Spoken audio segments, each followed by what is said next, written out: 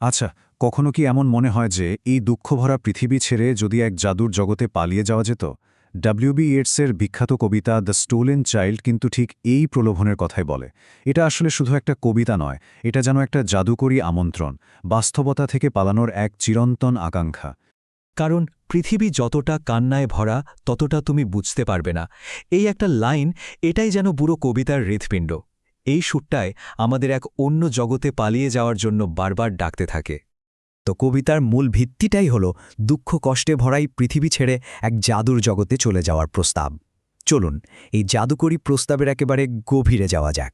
কবিতাটা ঠিকভাবে বুঝতে হলে আমাদের একটু পেছনে ফিরে তাকাতে হবে। এটা লেখা হয়েছিল 1886 সালে, মানে যখন ইটস তার সাহিত্য জীবনের বলতে গেলে একদম শুরুতে। আর তাই এর সুরে একই সাথে একটা স্বপ্নের আবেশ আছে, বিষণ্ণতা আছে, আবার জাদুর ছোঁয়াও আছে। পৃথিবীর এত কান্নার বিপরীতে কবিতাটা একটা সমাধান দিচ্ছে। পরীদের জাদুকরী দেশ, ফেয়ারিল্যান্ড। ভাবুন তো, এমন একটা জগৎ যেখানে কোনো চোখের জল নেই। ইয়েটসের আসল জাদুটা এখানে।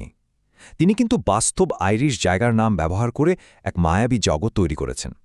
যেমন ধরুন, স্লুথহুডের দ্বীপে পরীরা নাকি চুরি করা টকটকে লাল চেরি লুকিয়ে রাখে। আবার রসেসে তীরে চাঁদের আলোয় সারা রাত ধরে নাচে।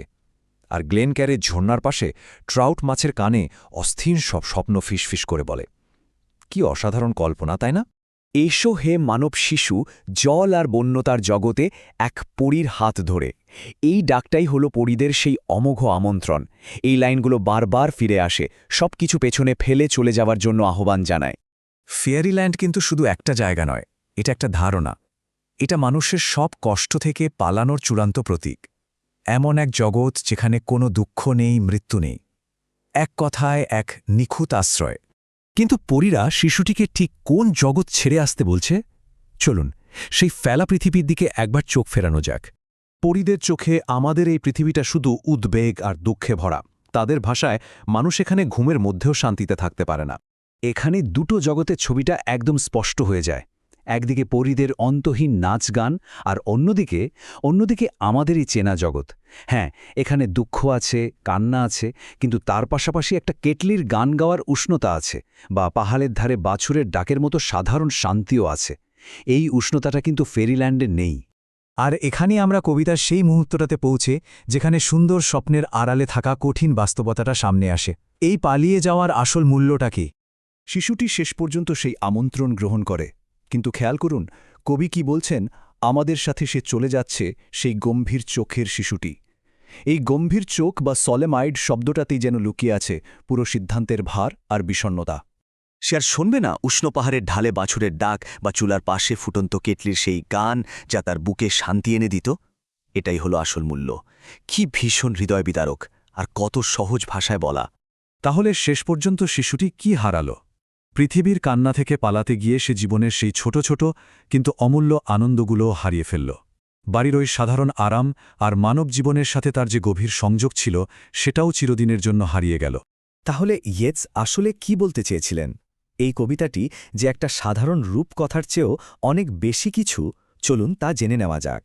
বিষয়টা আরও পরিষ্কার হবে যদি আমরা একটু ইতিহাসের দিকে তাকাই। সময়টা ছিল 1886 সাল। তখন আইরিশ সংস্কৃতি আর লোককথাগুলো ইংরেজি প্রভাবে আস্তে আস্তে হারিয়ে যাচ্ছিল। তরুণ ইয়েটস ঠিক এটাই চেয়েছিলেন, দেশের প্রাচীন পৌরাণিক কাহিনী আর কিংবদন্তির মাধ্যমে সেই পুরনো জাদুকরী আয়ারল্যান্ডকে আবার ফিরিয়ে আনতে। তাই বলা যেতে পারে এই কবিতাটি আসলে প্রাক ঔপনিবেশিক আইরিশ সংস্কৃতির জন্য একটা বিলাপ, যা ইয়েটসের মনে হয়েছিল হারিয়ে যাচ্ছে।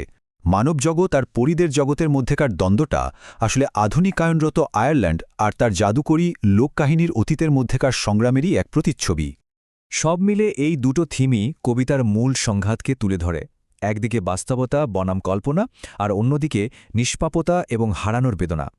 ব্যথাহীন একটা জগৎ পেতে হলে শিশুটিকে তার মানব জীবনের সবচেয়ে মূল্যবান জিনিসগুলোই যে বিসর্জন দিতে হচ্ছে। আর আমরা সেখানেই এসে শেষ করছি, যেখান থেকে শুরু করেছিলাম।